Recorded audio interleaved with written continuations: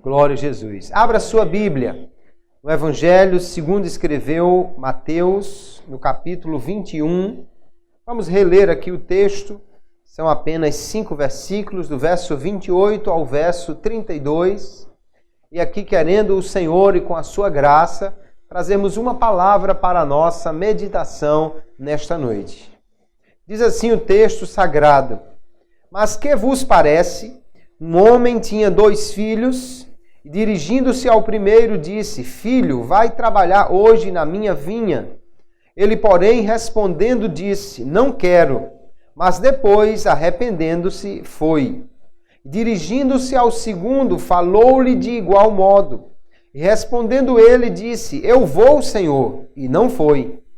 Qual dos 2 fez a vontade do Pai? Disseram-lhe eles: O primeiro. Disse-lhes Jesus: Em verdade vos digo que os publicanos e as meretrizes entram adiante de vós no reino de Deus. Porque João veio a vós no caminho de justiça e não o crestes, mas os publicanos e as meretrizes o creram. Vós, porém, vendo isso, nem depois vos arrependestes para o crer. Amém. Graças a Deus. Aqui nós temos uma parábola contada por Jesus. Jesus era mestre em contar parábolas. Jesus não foi o primeiro a usar esse tipo de recurso para ensinar, mas certamente foi o que melhor soube utilizá-las. E se nós olharmos um pouco o contexto para ver como isso está acontecendo, no início do capítulo 21 de Mateus, Jesus entrou em Jerusalém. Ele ali, naquela cidade, foi recebido com uma grande festa, né? As pessoas colocavam ramos, galhos e roupas na estrada para que Jesus passasse e entrasse. Muitas pessoas achavam que talvez Jesus fosse ali destituir o governo romano e estabelecer um governo próprio de Israel. Mas eles não entendiam que o reino que Jesus estava pregando e vinha estabelecer não era o reino dos homens, mas era o reino de Deus. E que esse reino estava mesmo sendo implantado com Jesus aqui nesta terra. Ainda ali em Jerusalém, Jesus faz uma purificação do templo e depois ele começa a ensinar aos discípulos algo acerca da verdadeira religião, da verdadeira forma que deve agir alguém que diz ser um religioso, que diz acreditar em Deus. Porque Jesus começa a ter um certo embate com os escribas, com os fariseus, com os sacerdotes, os doutores da lei. Porque aqueles homens, eles vêm até Jesus e perguntam: com que autoridade o Senhor faz isso? Nós vamos ver que Jesus, então, para responder a isso, ele vai jogar uma pergunta que eles não podem responder. E depois Jesus conta 2 parábolas para falar sobre o verdadeiro habitante do céu, o verdadeiro súdito do reino, como devem agir as pessoas que dizem que creem em Deus, que são seus servos. Hoje nós vamos falar então sobre esta parábola dos 2 filhos, com o tema Faço o que eu digo. Porque nós vamos ver que essa é uma questão muito importante aqui nesta parábola. Então nós percebemos, queridos, que aqui Jesus, ele está em Jerusalém, e como dissemos, ele é questionado acerca da sua autoridade. Os fariseus, os escribas, vão chegar para Jesus e perguntam: com que autoridade tu fazes estas coisas? Que coisas? Jesus tinha acabado de purificar o templo. E eles perguntam: quem te deu autoridade para fazer isto? Jesus disse: eu também vou fazer uma pergunta. Se vocês me responderem, aí eu direi com que autoridade eu faço isso. E Jesus pergunta: o batismo de João era de Deus? Era do céu? ou dos homens? Aí eles, que não tinham compromisso com a verdade, mas pensavam somente naquilo que era melhor para dizer, aquilo que comprometia menos eles ao falarem, eles não disseram logo, é do céu ou é dos homens? Mas eles fizeram uma reuniãozinha à parte e disseram, se nós dissermos que é do céu, ele vai perguntar, e por que vocês não creram? Se nós dissermos que é dos homens, a multidão vai se lançar contra nós, porque eles têm João como profeta. Então não vamos responder. Aí eles dizem, não sabemos.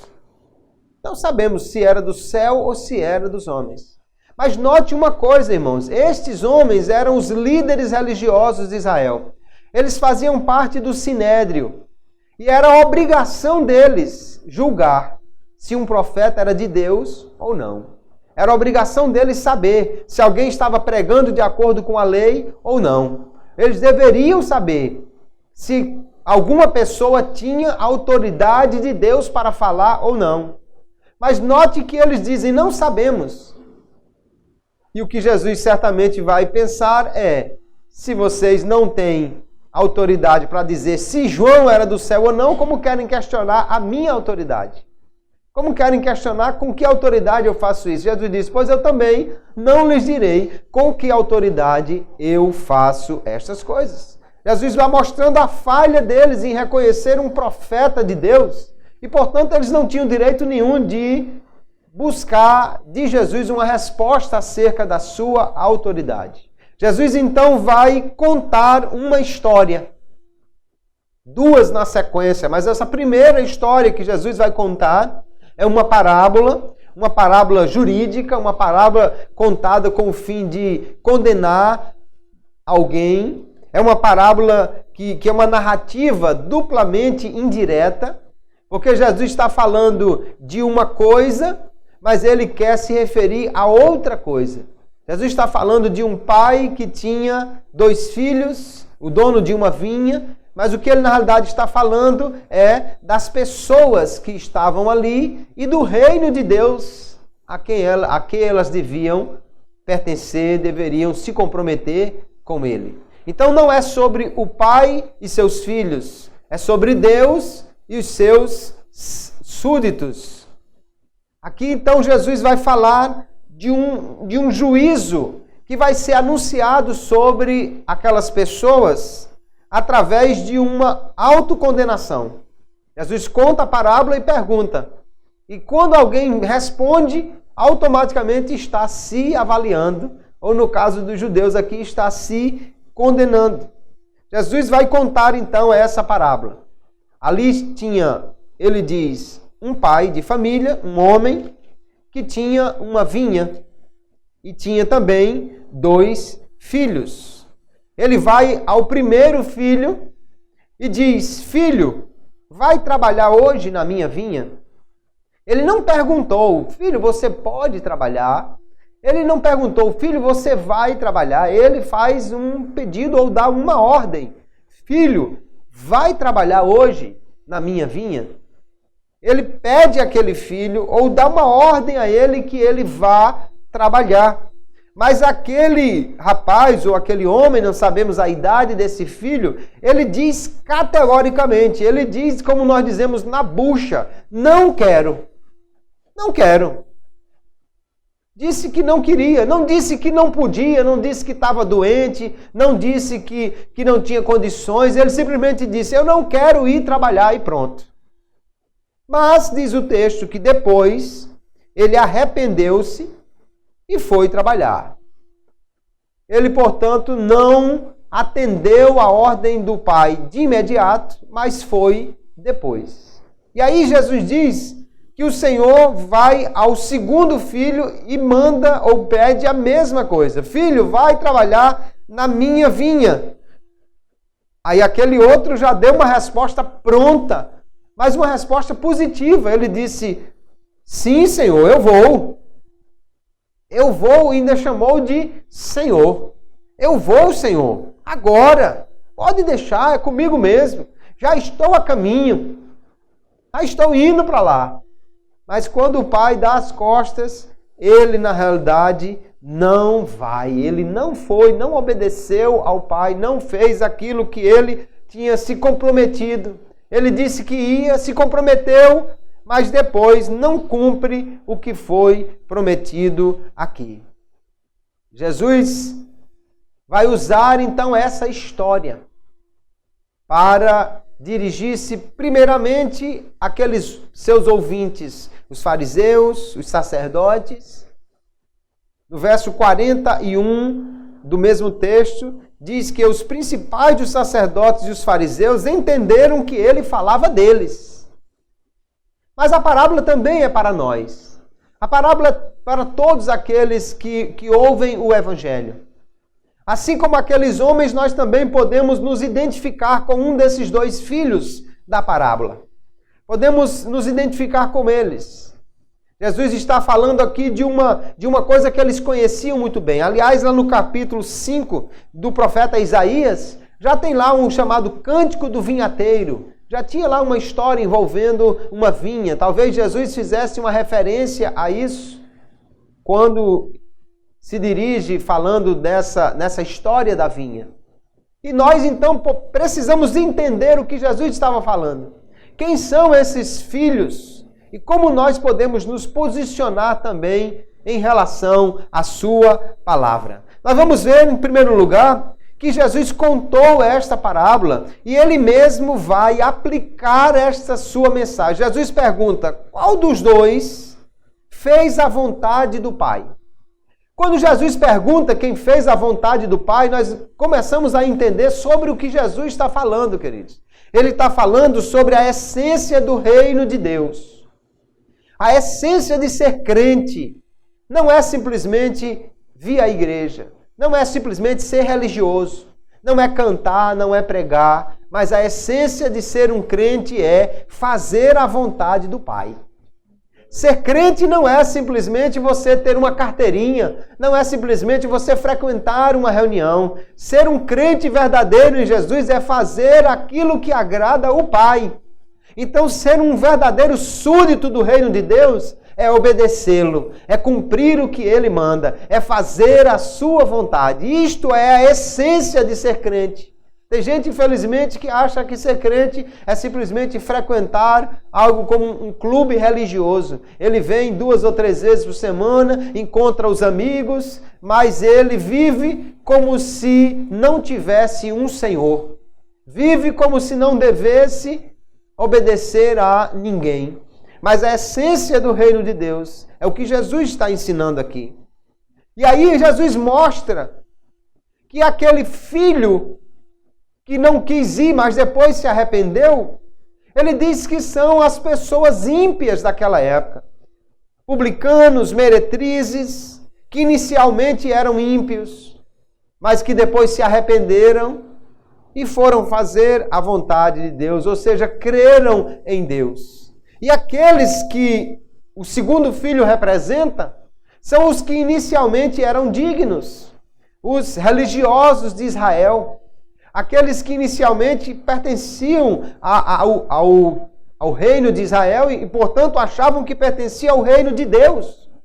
Mas esses só serviam a Deus da boca para fora, falharam em obedecer a Deus. Eles se comprometeram, mas não cumpriram aquilo que eles disseram que fariam.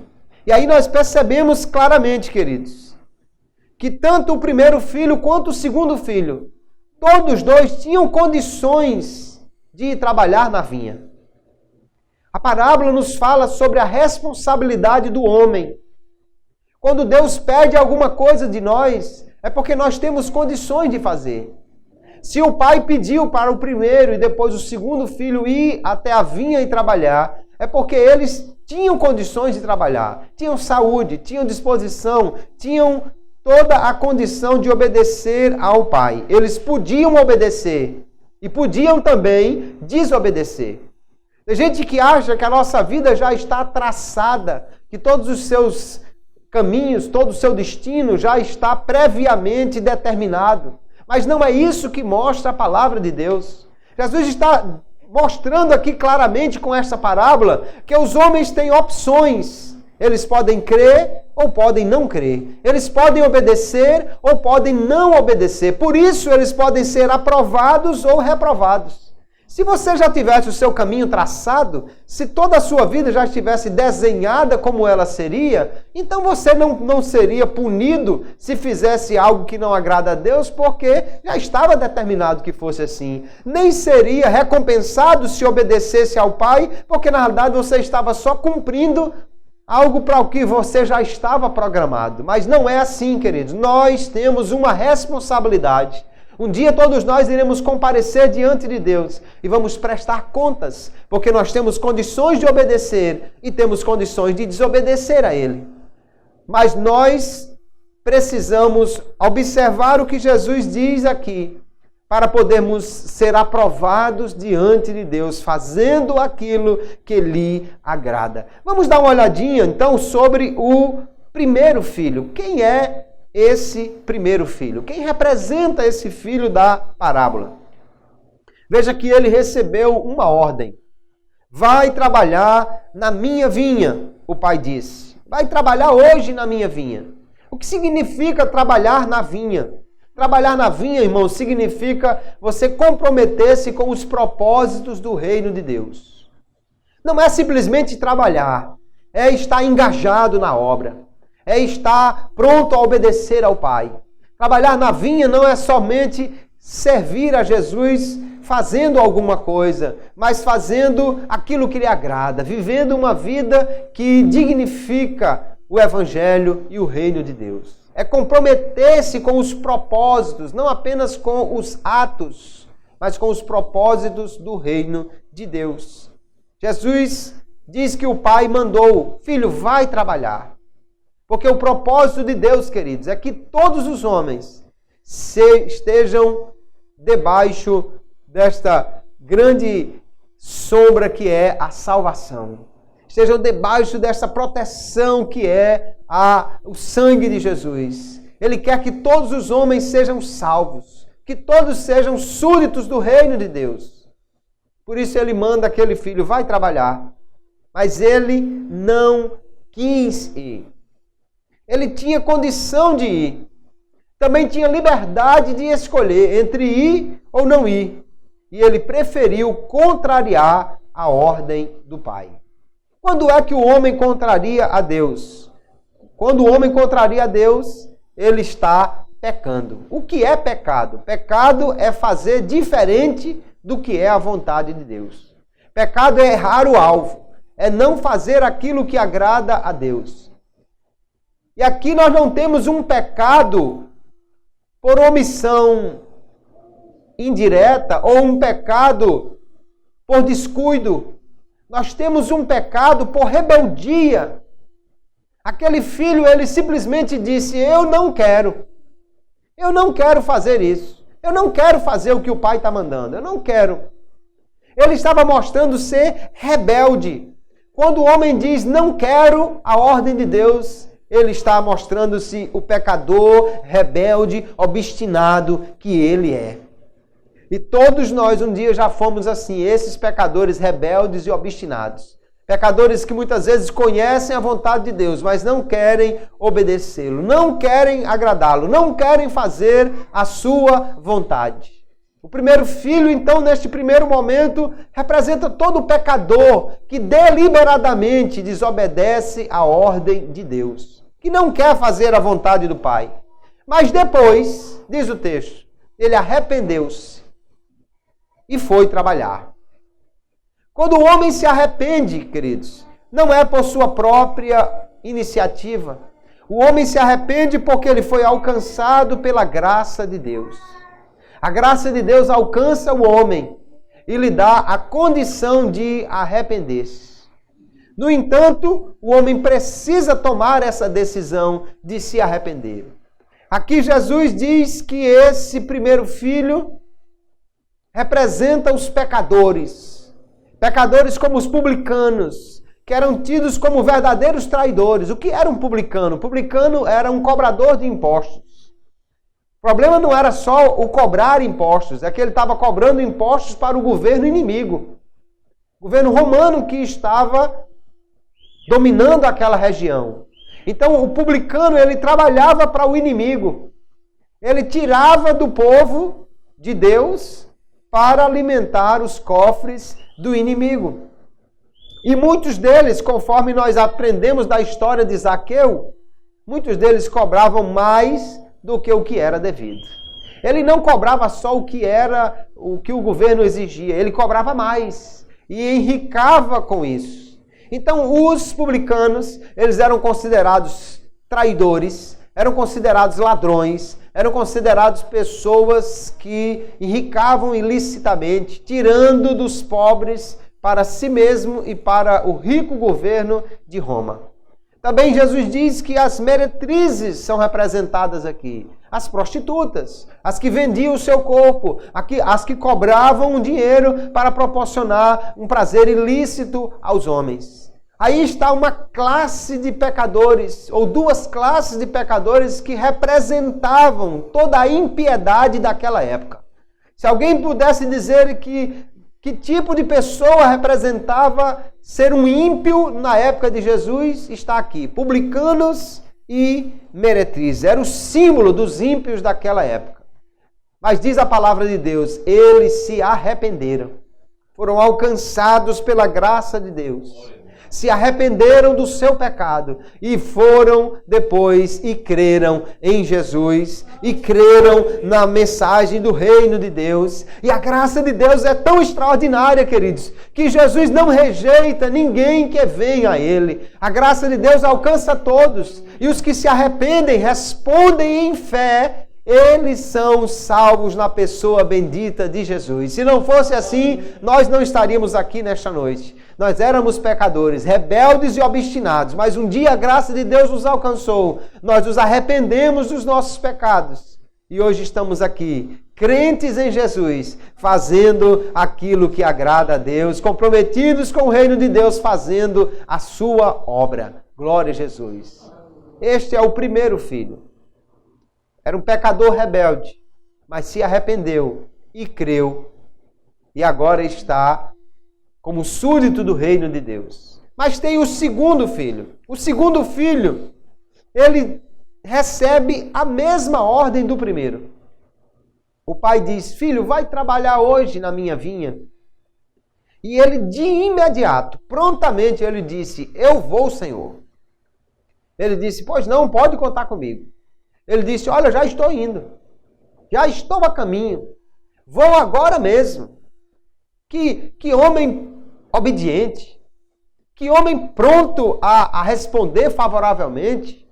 Que homem digno de nota do pai, digno de elogios. Se o pai simplesmente tivesse falado com um filho e com o outro, e tivesse entrado na casa e não tivesse ido verificar nada na vinha, ele sairia de lá pensando, esse primeiro filho, meu Deus do céu, que menino rebelde, mas esse segundo filho, que menino abençoado. Olha, de imediato ele disse, eu vou, e foi. Mas acontece que ele parecia somente estar pronto a obedecer, mas era só na aparência.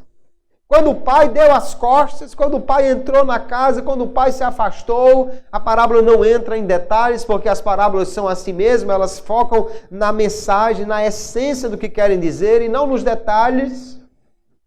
Aquele filho simplesmente desobedeceu completamente, não foi, nem pisou lá na vinha.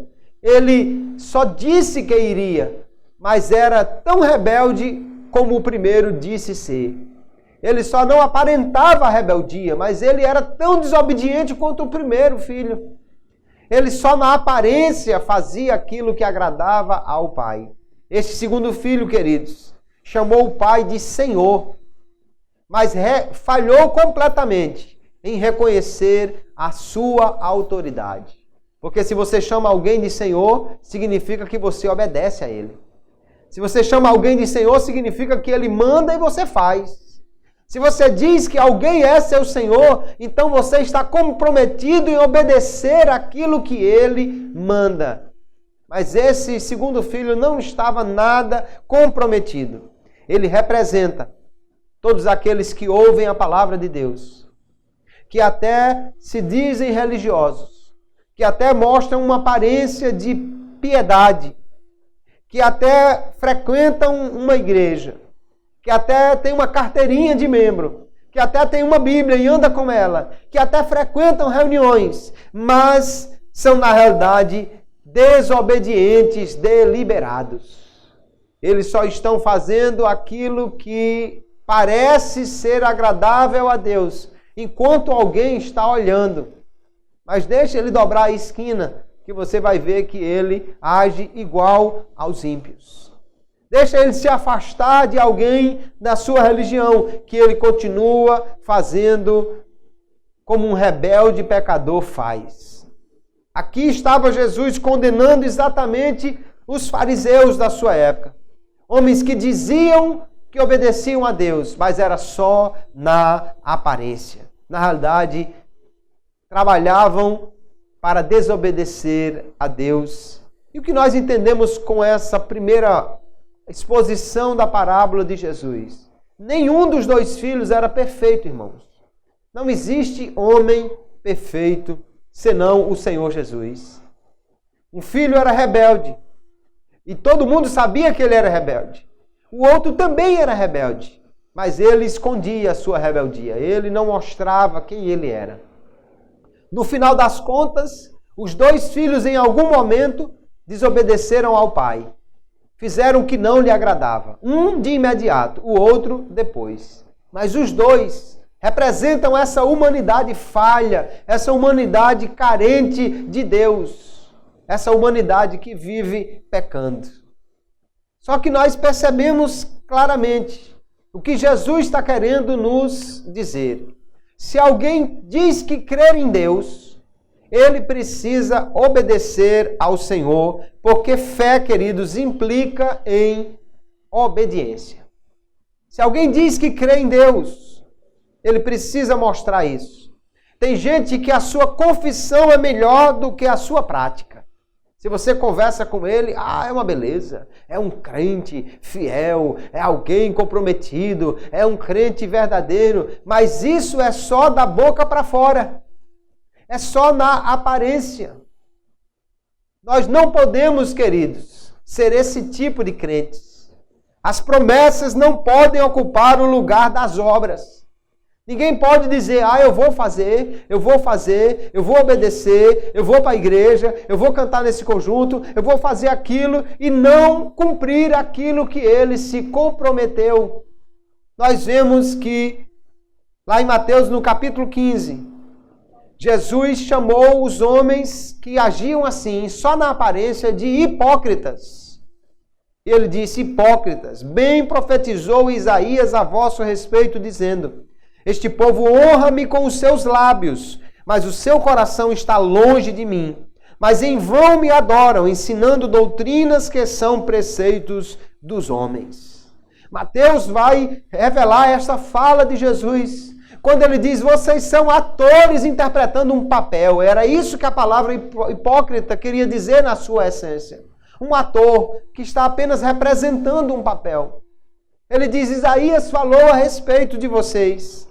Este povo honra-me com seus lábios, mas o seu coração está longe de mim. Infelizmente, queridos irmãos, há muita gente nas igrejas por aí que se encaixa nessa categoria. Na hora da adoração, parece até que vão se derramar em lágrimas, se desfazerem em cânticos. Mas quando volta para o banco, continua conversando, indo lá fora, disperso, parece que só está animado quando ele vem aqui no púlpito cantar ou pregar. Já vi algumas vezes, infelizmente, você está no púlpito da igreja, tem uma pessoa sentada no banco que não dá um glória a Jesus nem para fazer um chá. Não diz uma palavra de louvor a Deus. Até que dão oportunidade para ele cantar. Aí ele chega aqui, onde estão os adoradores? Levante a mão, a glória a Jesus, faça isso e aquilo, e lá vai, não sei o que, e lá vai, ele faz aquela... Isso não é um crente de verdade, isso é um hipócrita. Está fazendo aquilo só para chamar a atenção. E se estiver filmando assim, aí é que é uma beleza que ele faz mesmo, que é para ficar registrado. Mas Deus não se empolga com a cara bonita de ninguém. Deus não se empolga com as mãos que se levantam se o coração não está realmente voltado para Ele. Havia um povo aqui, Isaías já denunciava, louvava com os lábios, honrava a Deus. Se você fosse na igreja, eles adoravam de uma forma que parecia extraordinária, mas Deus está dizendo, o seu coração está longe de mim. Deus não quer que nós o adoremos com os lábios. Deus quer que nós o adoremos com o coração. Se o seu coração estiver cheio, os seus lábios podem até nem se abrirem com grande ímpeto, mas Deus recebe a adoração que vem de um coração verdadeiro voltado para Ele. Aleluia! Esse povo aqui, assim como o segundo filho, está apenas dizendo que vai fazer o que agrada ao Pai, mas é pura hipocrisia. Ainda no capítulo 23, do mesmo Evangelho de Mateus, capítulo 2, Jesus diz, na cadeira de Moisés estão assentados os escribas e fariseus. Observai e praticai tudo o que vos disserem, mas não procedais em conformidade com as suas obras, porque dizem e não praticam. Os fariseus eram adeptos daquele ditado, faça o que eu digo, mas não faça o que eu faço. Porque eles diziam, mas eles mesmos não faziam aquilo que eles diziam. O que Deus quer de nós, queridos, é, eu digo, eu faço. Se eu vou dizer alguma coisa, eu vou me comprometer com isso. Aqueles homens apenas diziam que adoravam, que se comprometiam com Deus, que faziam a sua vontade. Mas Deus não se engana, Deus não se deixa enganar por ninguém.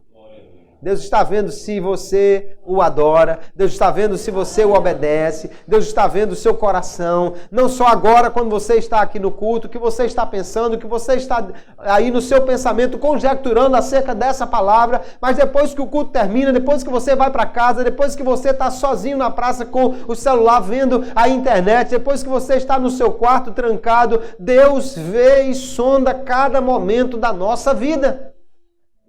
E Ele não está querendo que nós lhe obedeçamos apenas quando estamos aqui na frente dEle. O segundo filho fazia isso. Voa o Senhor para vir agora, mas deixa o pai dar as costas e ele vai ser um rebelde desobediente. Não é isso que Deus quer de nós. Deus quer que nós lhe sejamos obedientes em todo o tempo. O cumprimento da vontade de Deus não é simplesmente confessar, não é simplesmente uma confissão de fé. Crer é obedecer. Se alguém diz que crê em Deus, ele precisa fazer aquilo que agrada ao Senhor. Tiago, no capítulo 2, ele diz assim, assim também a fé, se não tiver as obras, é morta em si mesma. Tu crês que há um Deus, fazes bem, também os demônios o creem e estremecem. Tiago vai dizer, essa história de crer, isso não é nada. Porque os demônios também creem. Os demônios sabem quem Deus é. Eles acreditam perfeitamente que Deus pode fazer alguma coisa, mas nenhum deles obedece à vontade de Deus. Crer e não obedecer é como se Tiago estivesse dizendo, isso é coisa de demônio. O demônio faz isso. Crê, estremece, mas não obedece a Deus. Se você tem fé, meu amado irmão, se você crê em Deus, se você crê em Jesus, se você sabe que Ele morreu por você, se você sabe que Deus quer lhe salvar, você precisa obedecer a palavra de Deus. Aleluia! Não basta crer, é preciso obedecer, porque Tiago vai dizer, se a sua fé, se você diz que crê, mas você não age de acordo com essa fé, a sua fé é morta. Há muitas pessoas que dizem que creem que Jesus está aqui na igreja. Se perguntar, vão dizer que creem. Se perguntar quantos creem que Jesus está aqui, todos vão levantar a mão. Mas, infelizmente, muitos agem como se Ele não estivesse. Porque dizem que acreditam que Ele está aqui, mas está conversando mais com o vizinho do que com Jesus. Está desatento, prestando mais atenção ao que acontece do lado do que a palavra que está sendo pregada. E alguns já estão olhando para o relógio e dizendo, esse pregador que não termina, que eu vou perder o início do filme, ou o capítulo da novela, ou vou perder o encontro lá na praça que eu marquei com os amigos. Meus amados irmãos, essa fé é morta. Se você crê que Deus está aqui, você precisa estar em reverência na sua casa. Se você crê que Jesus morreu por você, você precisa servi-lo com alegria e gratidão. Se você crê que Deus está na sua casa e que Ele sabe tudo que nós fazemos ou pensamos, você precisa agir de acordo com esta fé que você professa. Porque, queridos irmãos, há pessoas que dizem que creem em Deus, mas olha o que Paulo escreve a Tito dizendo, confessam que conhecem a Deus, mas negam-no com as obras, sendo abomináveis e desobedientes e reprovados para toda a boa obra. Há muitos crentes hoje por aí. O número de evangélicos cresceu bastante neste país, mas infelizmente muitos desses evangélicos apenas confessam que conhecem a Deus, mas negam com as suas obras. Continuam agindo impiamente. Estão na igreja, mas depois da igreja saem para fazer coisas que Deus não aprova. Enquanto estão na igreja é uma bênção, mas quando está com o namorado ou com a namorada, só a graça divina. Enquanto está na igreja é uma beleza, mas lá no seu trabalho ou lá na sua escola, meu Deus do céu. O segundo filho é esse tipo de gente. Diz que faz a vontade do Pai, mas na realidade é um desobediente e não um crente. Os verdadeiros súditos do reino de Deus não são aqueles que apenas confessam a Jesus, confessam a Deus, mas são aqueles que fazem a sua vontade. Mateus capítulo 7 é um texto muito interessante, queridos, porque há pessoas aqui denunciadas por Jesus que vão dizer que profetizaram, que expulsaram demônios, que fizeram maravilhas no nome de Jesus. Mas Jesus vai dizer, nem todo que me diz Senhor, Senhor, entrará no reino dos céus. Não foi isso que fez o segundo filho? Vou, Senhor. Ele chama o Pai de Senhor. Mas Senhor, queridos, só é Senhor se você obedece a Ele. Ele diz, nem todo que me diz Senhor, Senhor entrará no reino dos céus, mas aquele que faz a vontade de meu Pai que está nos céus. Ser um súdito do reino dos céus é obedecer ao Senhor do céu, aquele que manda. E eu vou lhe dizer uma coisa, meu amado irmão. Ou Jesus é Senhor de tudo na nossa vida, ou Ele não é Senhor de nada. Ele não pode ser Senhor só no domingo de noite. Ele não pode ser Senhor só de umas coisas. Ele não pode ser Senhor só de meia vida sua. Ou Ele é Senhor e você obedece, ou Ele é Senhor e você faz o que lhe agrada, ou Ele é Senhor e você procura sempre fazer aquilo que atende à sua vontade, ou então Ele não é Senhor. Há muitas pessoas querendo Jesus como Salvador, ou como provedor, mas, infelizmente, nem todas querem Ele como Senhor. Há pessoas que vêm à igreja porque querem que Jesus resolva os seus problemas. Eles pensam em Jesus mais como uma espécie de gênio da lâmpada. Você faz um agrado, esfrega um pouquinho e Ele atende os seus pedidos. Jesus não é isso, não. Ele veio a esta terra para ser Senhor. Ser Senhor significa, Ele dita as regras, Ele estabelece as normas, Ele diz o que nós devemos praticar, aleluia. Ser crente, irmãos, não é simplesmente dizer Senhor, não é simplesmente dizer, ó Senhor Jesus, não é simplesmente dizer, Jesus, eu te adoro. Ser crente é praticar a vontade de Deus, aleluia. Aqui está o primeiro filho, que disse que não ia, que claramente desobedeceu, rejeitou a vontade do Pai, mas depois se arrependeu e foi. Jesus disse, eles vão entrar adiante de vocês no reino dos céus, porque se arrependeram e creram. Mas os religiosos da época de Jesus, ele diz, nem depois que vocês viram que os publicanos e as meretrizes foram salvos, vocês quiseram se arrepender. Eles apenas confessavam com a boca, mas estavam longe de fazer aquilo que agradava a Deus. E aí nós precisamos perguntar uma coisa. Porque Jesus ele faz essa parábola e ele lança uma pergunta. Ele pergunta, qual dos dois filhos fez a vontade do Pai? Os fariseus responderam, o primeiro. O que equivalia a dizer, bom, então você que é o segundo, então você sabe que não faz a vontade do Pai, né? Mas nós podemos escolher, queridos, qual desses dois filhos nós somos. Deus nos deu liberdade de escolha. Deus nos deu livre arbítrio. Deus nos deu a capacidade de responder favoravelmente ou não à sua palavra. E aí nós precisamos nos perguntar sobre isto. Porque essa parábola tem esse objetivo de levar os ouvintes à reflexão, à autoanálise. Então a pergunta é, nós somos que tipo de filhos? Nós somos como os religiosos que obedeciam apenas na aparência? Somos como o segundo filho? Estamos na igreja, mas o nosso coração está longe de Deus? Estamos cantando, louvando, mas não queremos real compromisso com o reino de Deus? Estamos dizendo que somos crentes, mas na primeira oportunidade qualquer desculpa nos serve para não estar na igreja, ou não estar engajado na sua obra, ou não fazer aquilo que lhe agrada. Somos como o segundo filho, ou somos como os pecadores que se arrependeram e obedeceram e creram.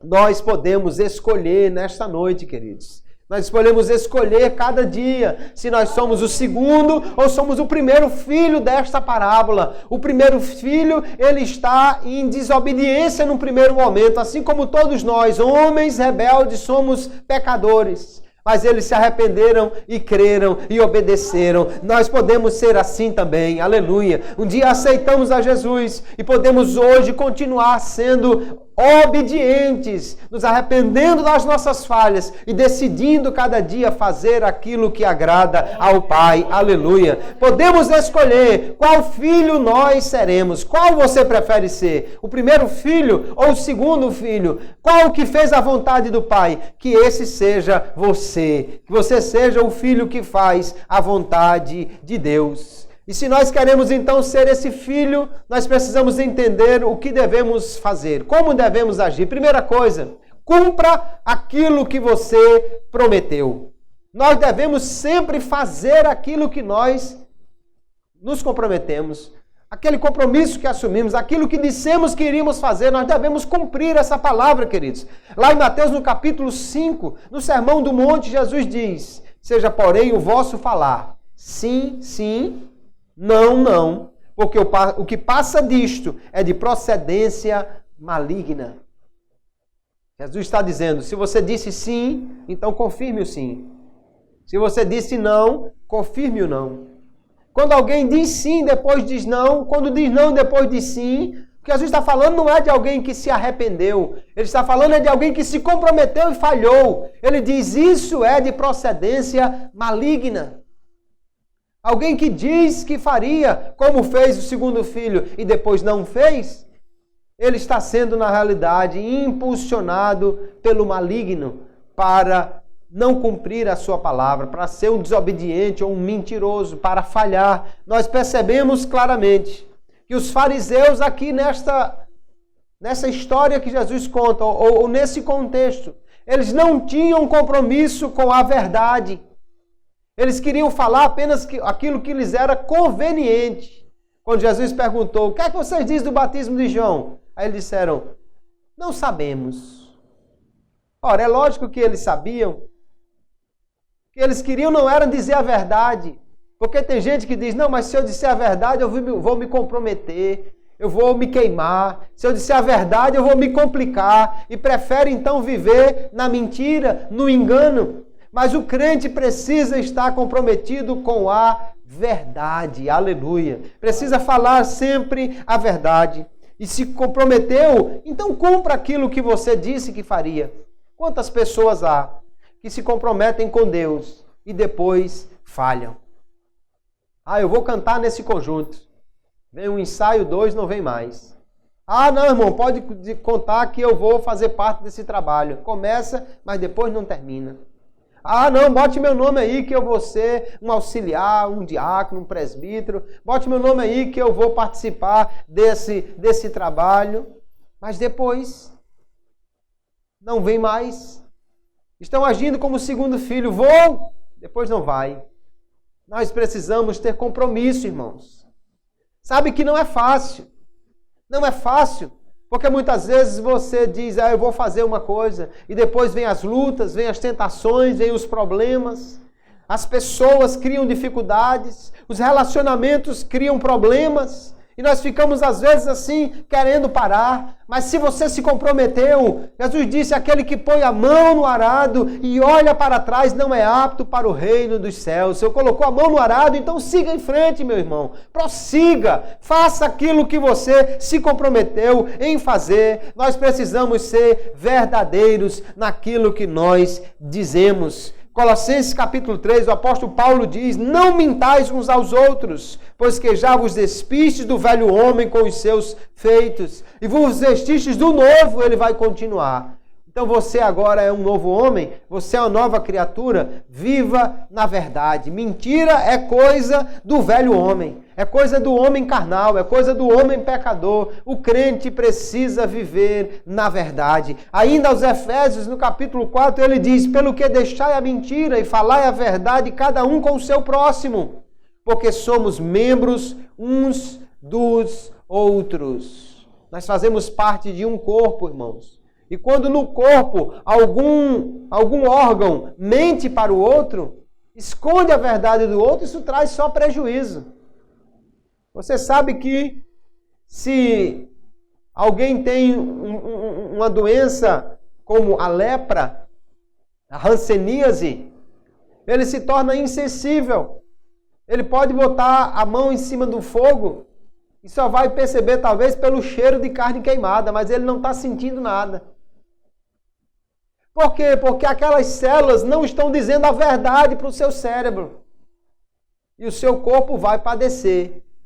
Parece que Paulo está pensando em alguma coisa e ele diz alguma coisa assim quando ele diz, nós somos membros deste corpo, somos membros uns dos outros. Se uma parte do corpo mente para a outra, isso traz sérios prejuízos. Nós precisamos então falar a verdade em Cristo Jesus, porque somos já novas criaturas, aleluia. E se nós, queridos, somos como o primeiro filho que disse que não queria fazer a vontade do Pai, nós podemos nos arrepender e mudar de ideia. Deus nos deu a capacidade de mudar. Deus nos deu a capacidade de nos arrependermos por sua graça. Ninguém é perfeito, a não ser Jesus. Os dois filhos, todos dois em algum momento foram rebeldes. Mas o que é verdadeiro e é elogiado por Jesus é aquele que se arrependeu e mudou.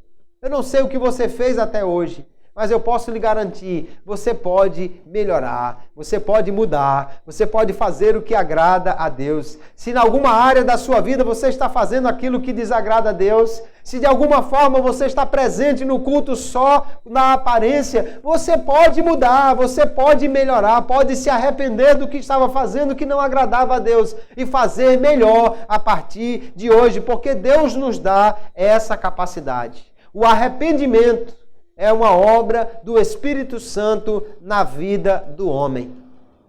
Paulo escrevendo aos Romanos, ele diz, ou desprezas tu as riquezas da sua benignidade, da benignidade de Deus, e paciência e longanimidade, ignorando que a benignidade de Deus te leva ao arrependimento? O homem só se arrepende porque Deus age no seu coração por seu Espírito Santo. Se alguém se arrepende, não é porque ele é bonzinho, não é porque ele é melhor do que o outro. É porque Deus trabalhou no seu coração. Ainda, a segunda epístola aos Coríntios, capítulo 7, o apóstolo Paulo diz, porque a tristeza, segundo Deus, opera arrependimento para a salvação, da qual ninguém se arrepende, mas a tristeza do mundo opera a morte. A tristeza do mundo é só aquele remorso. O camarada fica triste e às vezes por causa disso até vai se enforcar. Foi o que aconteceu com Judas. O camarada fica triste, mas não muda.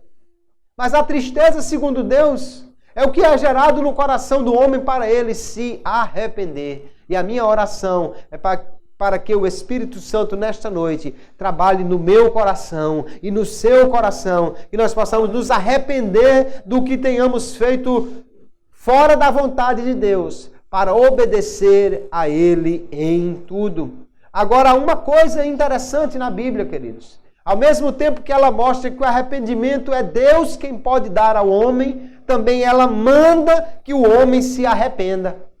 O que mostra que Deus lhe dá a condição de se arrepender, mas Deus não se arrepende por você. Deus não se arrepende por ninguém. É o homem que tem que se arrepender. Por isso, lá no capítulo 2 de Atos dos Apóstolos, Pedro vai dizer: arrependei-vos e cada um de vós seja batizado em nome de Jesus Cristo para perdão dos pecados e recebereis o dom do Espírito Santo. Ele manda que ele se arrependesse. Deus nos dá a condição de nos arrepender, mas nós precisamos praticar a ação do arrependimento. Ainda no capítulo 3, verso 19, de novo ele diz: arrependei-vos, pois, e convertei-vos, para que sejam apagados os vossos pecados e venham assim os tempos de refrigério pela presença do Senhor. Deus toca no meu coração, toca no seu coração, por seu Espírito Santo e pela sua palavra, mas nós decidimos se nos arrependemos ou não. Deus não muda o coração que não quer ser mudado. Deus age no coração, mas eu preciso mudar, eu preciso me arrepender. Se você está aqui nesta noite, Deus está falando ao seu coração para que você analise o seu procedimento na igreja e fora dela, para que você analise o seu compromisso com o reino dos céus e que você possa mudar para melhor, que você possa realmente entender a vontade de Deus e cumpri-la a partir de hoje. Faça diferente, meu amado irmão. Se você até hoje não fez exatamente o que agradava a Deus, então mude, melhore, se arrependa e faça a partir de hoje aquilo que agrada a Deus. Porque começar bem é bom, mas é melhor terminar bem. O começo é importante, mas o final é mais decisivo. Eclesiastes capítulo 7, verso 8, ele diz assim: melhor é o fim das coisas do que o princípio delas. No mesmo capítulo, no versículo 1, ele diz que é melhor o dia da morte de alguém do que o dia do seu nascimento. No verso 2, ele diz que é melhor ir na casa onde há um enterro, onde há luto, do que na casa onde há festa. Porque ele diz ali, no luto, no enterro, se vê o destino de todos os homens e você para pensar. É melhor o fim do que o começo. Se você começou bem, que maravilha! Mas se você começou mal, há tempo de mudar e terminar bem. O importante é terminar bem. O importante é, no final, fazer aquilo que se agrada, de que se agrada o Senhor.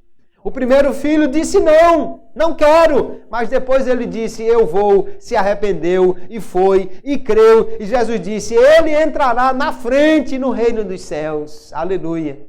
Nós podemos nos arrepender e mudar. O escritor de Eclesiastes, o sábio Salomão, ele diz, melhor é o longânimo, melhor é o paciente do que o altivo de coração, o arrogante. Porque o camarada muito arrogante não muda. E ele age impetuosamente. Mas aquele que espera, que é paciente, ele vai pensar, vai ser prudente e vai mudar e vai agir melhor, porque ele entende que começar bem é bom, mas é melhor terminar bem. Aleluia. Se você já começou bem, então persevere. Porque o filho que Deus quer é o que começa como o segundo e termina como o primeiro. É o que prontamente diz, eu vou, Senhor, e realmente vai e faz a vontade do Pai. Deus não quer o primeiro, que é rebelde, nem quer o segundo, que é hipócrita. Mas se você não começou bem, você tem como se arrepender. Se você começou mal, é preciso mudar. é preciso melhorar e fazer a vontade de Deus. Na Bíblia, queridos, nós temos muitas pessoas que começaram bem e terminaram mal. Por exemplo, Salomão. Salomão começou muito bem, filho do rei Davi, escolhido para ser o seu sucessor. Recebeu dele a grande tarefa de fazer o templo. Construiu a obra mais extraordinária da sua época. O templo, pela primeira vez, Deus iria aparecer numa construção humana fixa. E Deus, no dia da inauguração do templo, apareceu de uma maneira extraordinária, que os sacerdotes não podiam nem ficar de pé com a glória de Deus naquele lugar. Aleluia. Salomão, ele quando recebe um cheque em branco de Deus, Deus lhe diz assim, peça o que você quiser. E ele diz, eu quero sabedoria para entrar e para sair. Deus diz, porque você pediu sabedoria, eu vou lhe dar também riqueza e paz com os seus inimigos. Foi um tempo de paz, foi um tempo de prosperidade. A riqueza era tão grande no tempo de Salomão que diz que prata era como pedra, que ninguém nem dava valor à prata. Mas esse homem terminou mal. Porque lá em Deuteronômio, capítulo 17, o verso 17, a lei já dizia que o rei não deveria acumular para si nem muita riqueza, nem muitos cavalos, nem muitas mulheres. Por que não deveria acumular cavalos? Porque eles sujam muito as ruas, o irmão já tem experiência aqui, né? Não, não é isso. Acumular cavalos significa ter um exército grande e confiar nesse exército. O rei não deveria fazer isso. Nem deveria acumular riqueza para não confiar nelas, não colocar o coração nelas. E nem deveria acumular mulheres. Bom, mulheres não precisa nem explicar porque aqui não pode ter muitas, né? Mas nesse caso de Salomão havia um agravante. Como era que um rei acumulava mulheres? Fazendo alianças políticas. Em vez de entrar em guerra com o reino vizinho, ele casava com a filha do rei e fazia uma aliança. Deus não queria isso, porque Deus não quer que o seu povo faça aliança com ímpio. Paulo escreve dizendo, não vos prendais a um jugo desigual com os infiéis. Salomão casou com muitas mulheres, muitas, irmãos, 700 mulheres. E essas mulheres o fizeram pecar. Porque a mulher sabe usar as armas da sedução. E a mulher chegava, meu Salomãozinho querido, olha que coisa linda, a imagem do Deus fulano que eu adoro, olha, você não vai negar um negócio desse a seu benzinho, né? E Salomão ia e construía um altar para aquele Deus daquela mulher, e a terminava adorando o falso Deus com ela. Começou bem, mas terminou mal. Gideão é outro que começou muito bem. Deus apareceu a ele, o anjo do Senhor, e disse, o Senhor é contigo, varão valoroso, vai nesta tua força e livrarás a Israel. Deus usou aquele homem com um grupo pequeníssimo para dar uma grande vitória. Mas no final dos seus dias, Gideão adorou os falsos deuses. No final dos seus dias, ele pede que cada um dos líderes de Israel lhe dê uma peça de ouro, faz um ídolo com aquilo e adora a esse ídolo. Começou tão bem, mas terminou mal. Começou destruindo ídolos, quebrando, cortando o poste de Baal. Terminou adorando ídolos que ele mesmo construiu. Mas graças a Deus que na Bíblia também há pessoas que começaram muito mal. Aqui há um exemplo, Manassés, o rei Manassés. Este rei foi tão ímpio, irmãos, que a Bíblia diz que até os seus dias nunca tinha havido alguém tão ímpio quanto ele. Ele fez pior do que todos os reis que vieram antes dele. Ele fez todo tipo de coisa. Ele fomentou a homossexualidade, ele fomentou o paganismo, a idolatria, e ele fez coisas bárbaras. Ele ofereceu o seu filho ao deus Moloque. Moloque era um deus representado por uma estátua oca. Dentro daquela estátua eles colocavam fogo, acendiam uma fogueira dentro da estátua. Você talvez já teve aquela experiência de botar uma faca no fogo, né? Ela fica vermelha e aquilo queima. Qualquer coisa que ela encostar vai queimar.